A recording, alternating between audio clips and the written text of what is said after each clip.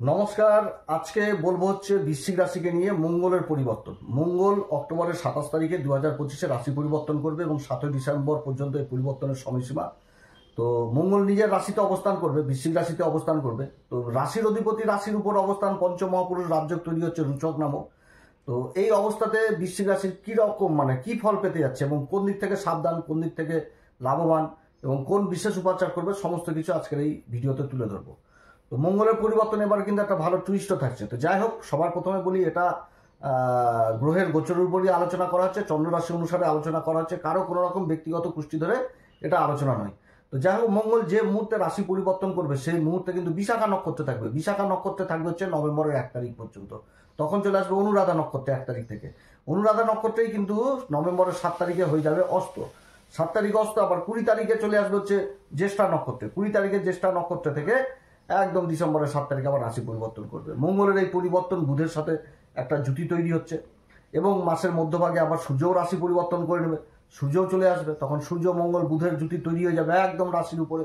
আর ওদিকে বুধ বলছে শুক্রের রাশি পরিবর্তন হয়ে যাবে 2 তারিখে। শুক্র আবার সূর্যের সাথে অবস্থান করবে, তখন সূর্যেরও আবার নিজভঙ্গ হচ্ছে, আবার মঙ্গলের দ্বারাও কিন্তু নিজভঙ্গ হচ্ছে। মঙ্গল যে মুহূর্তে রাশি পরিবর্তন করে চলে আসবে তখন সূর্যেরও কিন্তু নিজভঙ্গ রাজযোগ তৈরি হয়ে যাচ্ছে এই বৃশ্চিক রাশির ক্ষেত্রে। তো যাই হোক, যে 3টি নক্ষত্রে অবস্থান করবে মঙ্গল, এই 3টি নক্ষত্রে যেরকম ভালো দিক রয়েছে সেরকম কিন্তু খারাপ দিকও রয়েছে। তো মঙ্গল যে মুহূর্তে বিশাখা নক্ষত্রে অবস্থান করবে, রাশির অধিপতি মঙ্গল বিশাখা নক্ষত্রে অবস্থান করছে গুরুর নক্ষত্রে এবং এই সময়কালে বুধের সাথে জুটি থাকছে রাশির উপরে। তো এই যে পরিবর্তন হচ্ছে বৃহস্পতির নক্ষত্র অবস্থান, তো এই সময়কালে দেবগুরু বৃহস্পতি কিন্তু আবার অবস্থান করছে একদম যে ভাগ্যের ঘরে। যে পরিবর্তনটা হলো কিছুদিন আগে, দেবগুরু বৃহস্পতির ভাগ্যের ঘরে অবস্থান, উচ্চ অবস্থায় অবস্থান এবং তার দৃষ্টি পড়ছে মঙ্গলের উপর। আর মঙ্গল রুচক নামক পঞ্চমহাপুরুষ রাজযোগ তৈরি করে নিয়েছে দেবগুরু বৃহস্পতির নক্ষত্রে অবস্থান করে।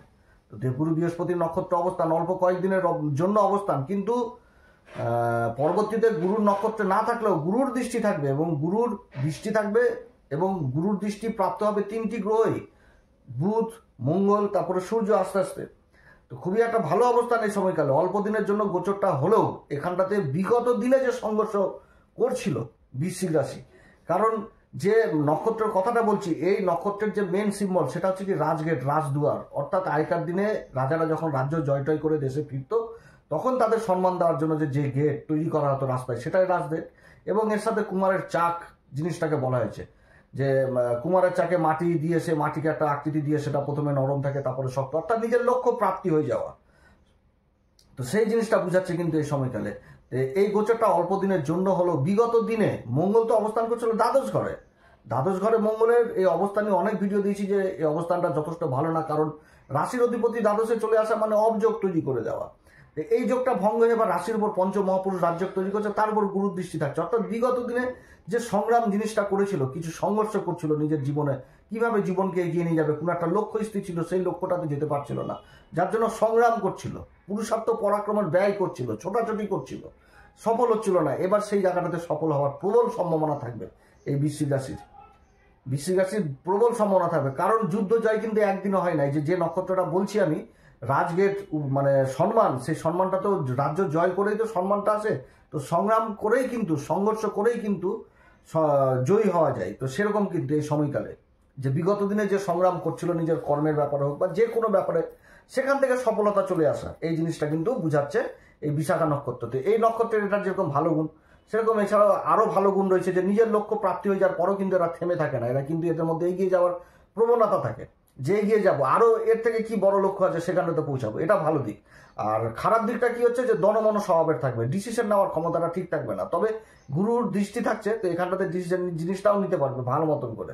এটা এর আগে হওয়ার সম্ভাবনা ছিল যখন এই দ্বাদশ ঘরে ছিল, যে ডিসিশন ঠিক মতন ক্লিয়ার নিতে পারতো না, যে করার আগে চিন্তা করবে করব কি, যদি ভুল হয়ে যায়, আর করার পরও বলবে এর কাজটা বেকার করলাম, যদি আরো একটু কিছু এর সাথে ধরে লাভটা পাওয়া যেত, এরকম যে কাজটা করে ভালো লাগলো না, এরকম কিন্তু এরকম ডিসিশনটা কিন্তু ঠিক মতন নিতে হবে। কারণ এর দেবতাই হচ্ছে কি অগ্নিদেব আর ইন্দ্রদেব। তো দুই দেবতা থাকার জন্য ডিসিশন একটা মত জিনিসটা অন্যরকম থাকে। আর এরা কিন্তু নিজের কর্মকে নিয়েও কিন্তু খুব চিন্তা করে যে ভবিষ্যৎ কি হবে, আগে মানে সেই কর্মটা টিকবে কি টিকবে না, এরকম।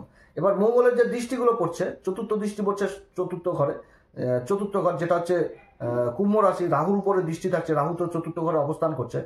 আর সপ্তম দৃষ্টি পড়ছে কিন্তু একদম যে সাংসারিক দাম্পত্য জীবনের ঘরে বৃষ রাশিতে, এবং অষ্টম দৃষ্টি পড়ছে মিথুন রাশিতে। আর বুধের সাথে অবস্থান করছে, অষ্টম দৃষ্টি অষ্টম ঘরে পড়ছে। তো এই সময়কালে বিবাহিত জীবনে কিন্তু কিছুটা হলেও সাবধানে থাকতে হবে নিজের কথাবার্তার দিক থেকে, কারণ বিশাখা নক্ষত্র বিবাহিত জীবনটা অতটা ভালো লাগে না, এবং অষ্টম দৃষ্টিটা পড়ছে অষ্টম ঘরে। তো ব্যথা বিষ এগুলো কিন্তু হওয়ার সম্ভাবনা থাকবে, কাটা ছেঁড়া ফাটা এগুলো কিন্তু থাকবে। তো এগুলোর দিক থেকে অতএব অসুখ জিনিসটা যদি হয় সেটাকে লুকিয়ে রাখা যাবে না, ট্রিটমেন্ট করতে হবে, এই জিনিসটা হবে। আর এরপরে যখন চলে আসবে অনুরাধা নক্ষত্রে, অনুরাধা নক্ষত্র সম্পর্কে বহু কিছু আলোচনা করেছি বৃশ্চিক রাশিকে নিয়ে, যে অনুরাধা নক্ষত্র কিন্তু 4টি চরণই বৃশ্চিক রাশিতে পড়ে। এটা গভীর ডিপ নলেজ নক্ষত্র, এটা আধ্যাত্মিকতার নক্ষত্র। এই নক্ষত্র শনিদেবের নক্ষত্র। অনেকে শনিকে কিন্তু খারাপ বলেছে, খুব বাজে নক্ষত্র, হ্যান ত্যান, শনি সর্বশেষ করে দেবে, হ্যান। বুঝতে হবে যে এই নক্ষত্রটা কি বলছে। এটা সম্পূর্ণ আধ্যাত্মিকের নক্ষত্র, এবং এই নক্ষত্রের অধিপতি শনিদেব বর্তমানে কিন্তু ওই দেবগুরু বৃহস্পতির নক্ষত্র পূর্বা ভাদ্রপদে রয়েছে, এবং রাহুও রয়েছে পূর্বা ভাদ্রপদে। শনি পঞ্চম ঘরে অবস্থান করছে। দেবগুরু বৃহস্পতির নক্ষত্র মীন রাশি, তার দেবগুরু ভাগ্যের ঘরে অবস্থান করছে, এবং দেবগুরু বৃহস্পতির দৃষ্টিও পড়ছে কিন্তু এই শনির উপরে।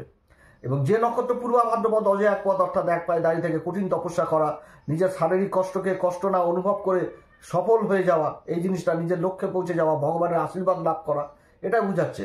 রুদ্রের এক রূপ, এবং অর্জুন কিন্তু এই নক্ষত্রেই কিন্তু তপস্যা করেছিল মহাভারতের সময়। তো এই জিনিসটা কিন্তু বুঝাচ্ছে এই নক্ষত্র থেকে।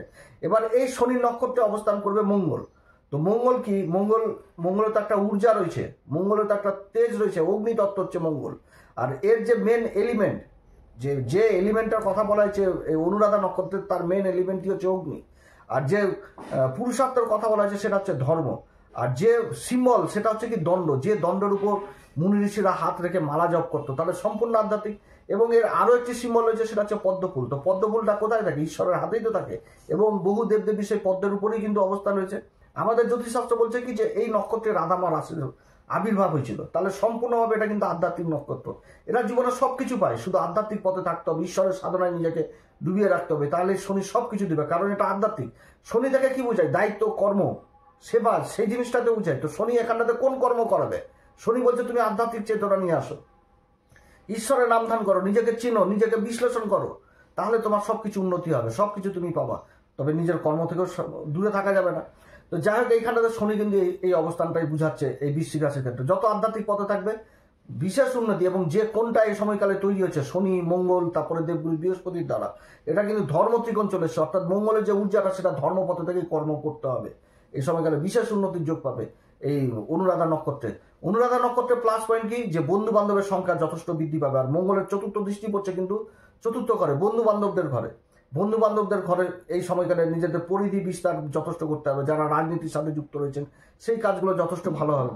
সরকারি বেসরকারি ভূমি সংক্রান্ত কাজগুলো যথেষ্ট ভালো হবে এই সময়কালে। যারা কোনো টেন্ডার জনিত কাজের সাথে যুক্ত রয়েছেন, কাঁচামালের ব্যবসার সাথে যুক্ত রয়েছেন, এই সমস্ত কাজগুলো যথেষ্ট ভালো হবে। মঙ্গল থেকে খাবার দাবারের বিচারগুলো করা হয়। খাবার দাবারে যারা হোটেল, রেস্টুরেন্ট, ক্যাটারিং, তারপরে যে কোনো খাবারের প্রোডাক্টের কাজের সাথে যুক্ত রয়েছেন, সেই কাজগুলো যথেষ্ট ভালো হবে। শনি পূর্বা ভাদ্রপদে পঞ্চম ঘরে অবস্থান করছে, এবং যে নক্ষত্র, সেই নক্ষত্র হচ্ছে কি, মানে তার সিম্বল যেরকম হচ্ছে অজয় এক পদ, এবং তার সাথে যে সিম্বলটার কথা বলা হচ্ছে, সেই সিম্বলটা হচ্ছে কি, যে মুখোশ এবং তলোয়ার যেটাকে বলা হয়, যেটাকে রক্ষা হেতু ব্যবহার করা হয়। তো এই সময়কালে প্রশাসনের দিকের কাজগুলো যথেষ্ট ভালো হবে। পিতা মাতাদের সন্তানের প্রতি দুশ্চিন্তাটা দূর হবে, কারণ দেবগুরু বৃহস্পতি শনি দৃষ্টি পড়ে যাচ্ছে। যারা ডিফেন্স লাইনে কাজের চেষ্টা করছেন, সেই কাজগুলোতে যথেষ্ট উন্নতি। প্রশাসনিক দিক থেকে পুরস্কার পাওয়ার প্রবল সম্ভাবনা থাকবে সন্তানদের। যারা খেলাধুলা দিকে জড়িত রয়েছেন, সেই কাজগুলো যথেষ্ট ভালো হবে এই সময়কালে। সমাজে মান সম্মান যথেষ্ট বৃদ্ধি পাবে। শিক্ষার দিকটাও যথেষ্ট এই সময়কালে উঠে আসছে। যারা ট্যুর অ্যান্ড ট্রাভেলিং এর কাজের সাথে যুক্ত রয়েছেন, সেই কাজগুলো যথেষ্ট ভালো হবে এই সময়কালে। ভালো অবস্থান অনুরাধা নক্ষত্রে, শুধু কর্ম ধর্মপথে থেকেই করতে হবে অনুরাধা নক্ষত্র। তবে এর যে ভালোই বলে যাচ্ছে, তো এবার খারাপ গুণও রয়েছে। খারাপ গুণ বলতে কি, যখন এর অধিপতি দেবতা মিত্রদেব অত্যধিক বন্ধু বান্ধব হবে বা ধোকাবাজিও করে দিবে বহু বন্ধু বান্ধব। অতএব দিক থেকে সাবধান। টাকা পয়সা ধার দেনা এগুলো থেকে দূরে থাকতে হবে এই সময়কালে। না তো অনুরাধা নক্ষত্রে আবার নিয়মও রয়েছে, কেউ যদি টাকা পয়সা মেরে নেয় বা কিছু ফলস কিছু করে দেয়, তো ক্ষমাও করে দেয় বন্ধুদেরকে, যে যা ঠিক আছে, যা ছেড়ে দিলাম, এগুলো করে দেয়। আবার অনুরাধা নক্ষত্রের মাইনাস দিকটা হচ্ছে কি, বিচ্ছেদ করিয়ে দেয়, পিতা মাতাদের সাথে বিচ্ছেদ করা যায়। এবং মঙ্গলের যে চতুর্থ দৃষ্টি পড়ছে, সেটা কিন্তু পড়ছে ওই একদম মায়ের ঘরে যে পড়ছে, অর্থাৎ পিতা মাতার সুখ শান্তির দিক থেকে কিন্তু যথেষ্ট সাবধান। আবার অনুরাধা নক্ষত্রের অধিপতি শনিদেব পঞ্চম ঘরে অবস্থান করছে, তো সন্তানের ঘরেতে। এইখানটাতে কিন্তু সন্তানদের সাথে কিন্তু জেদি যেগুলো হয়, একটু জেদ হয়ে যাওয়া, বা একটু ক্রোধ মেজাজ হারিয়ে ফেলা এগুলো কিনতে হবে। সাথে বুধ রয়েছে এবং এই সময়কালে আবার চলে আসবে হচ্ছে সূর্যদেবে চলে আসবে। ততএব এদিক থেকে কিন্তু সাবধান, নিজের মুখের বাণী কথাবার্তা এগুলোর দিক থেকে সাবধানে থাকতে হবে। মায়ের শরীর স্বাস্থ্যের দিকে যথেষ্ট খেয়াল রাখতে হবে, পিতার শরীর স্বাস্থ্যের দিকে যথেষ্ট খেয়াল রাখতে হবে।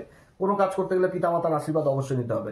ভালো দিক আবার রয়েছে কি, যেটা বিদেশ সংক্রান্ত কাজগুলো যথেষ্ট ভালো হবে। বিদেশ সম্পর্কিত কাজ, বিদেশ নিয়ে যে সমস্ত কাজ হয় সেই কাজগুলোতে বিশেষ উন্নতির যোগ থাকছে সময়কালে। যেরকম গ্রিন কার্ড ভিসা হোক বা অন্যান্য ক্ষেত্র হোক, যারা বিদেশে যাচ্ছেন বা বিদেশে যাওয়ার চেষ্টা করছেন বা কোনো প্রজেক্ট বা বিদেশি কোম্পানিতে কাজের চেষ্টা করছেন, সেই দিক থেকে প্রমোশন পাওয়ার প্রবল সম্ভাবনা থাকবে এই নক্ষত্রে। বিদেশ সংক্রান্ত কাজগুলো খুব সুন্দর হবে অনুরাধা নক্ষত্রে। আর এরপরে যখন 20 তারিখে চলে আসবে, তো অস্ত হয়ে থাকছে এটা ঠিক, কিন্তু গুরুর দৃষ্টি পড়ছে, যার জন্য গুরুর দৃষ্টি কামাল করে দেবে। একে তো রাশিকে দেখছে, রাশির অধিপতিকেও দেখবে, আর পঞ্চম মহাপুরুষ রাজ্য তৈরি হচ্ছে। এরপরে যখন চলে আসবে জ্যেষ্ঠা নক্ষত্রে, জ্যেষ্ঠা নক্ষত্র কি 3 তারা নক্ষত্র, এর বিস্তার হচ্ছে 226.40 ডিগ্রি থেকে 240 ডিগ্রি ব্রহ্মাণ্ডে কিন্তু এর বিস্তার রয়েছে। এই নক্ষত্রের যে সিম্বল সেটাও কিন্তু হচ্ছে কি তাবিজ, কবচ, তারপরে কানের দুল, এছাড়া ছাতাকে বোঝাচ্ছে।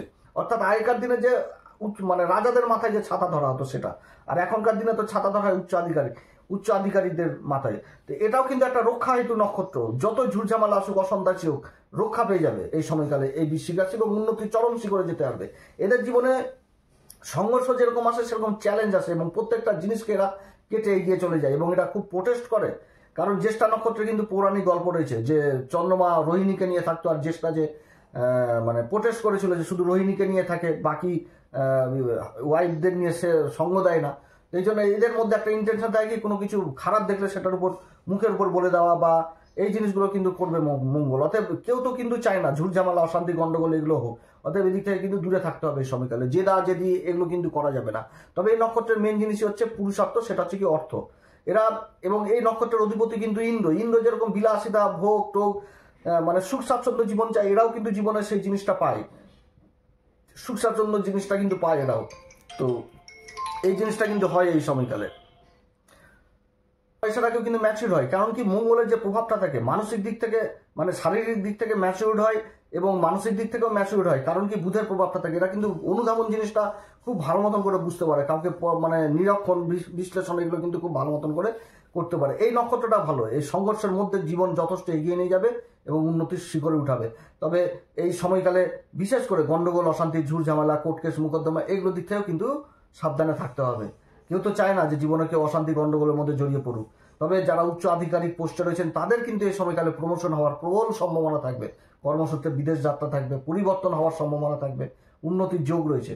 তো যাই হোক, এই সময়কালে ডিফেন্স লাইনেও কিন্তু বিশেষ উন্নতির যোগ থাকছে। যারা পুলিশ কর্মচারী, পুলিশের বা সেনাবাহিনী, যেগুলো ডিফেন্স প্রশাসনের দিক থেকে, প্রশাসনিক কাজকর্ম এদিক থেকে বিশেষ উন্নতি, খেলাধুলার দিক থেকে বিশেষ উন্নতি এই সময়কালে, ভালো কোচের সন্ধান পেয়ে যাওয়া সবই কিন্তু থাকছে এই বৃশ্চিক রাশির ক্ষেত্রে। মোট কথা, বৃশ্চিক রাশির যে অস্ত জিনিসটা হচ্ছিল, মঙ্গল যে অস্ত হয়ে যাবে, সেই প্রভাবটাকে গুরুর আশীর্বাদে এই সময়কালে কেটে যাবে। কারণ স্বয়ং গুরু ভাগ্যের ঘরে অবস্থান করে রাশির উপর দৃষ্টি দিচ্ছে এবং রাশিকে দেখছে, রাশির অধিপতিকেও দেখছে, এবং তার সাথে সূর্য, তারপরে বুধ, সবার উপরে কিন্তু গুরুর কৃপা থাকবে।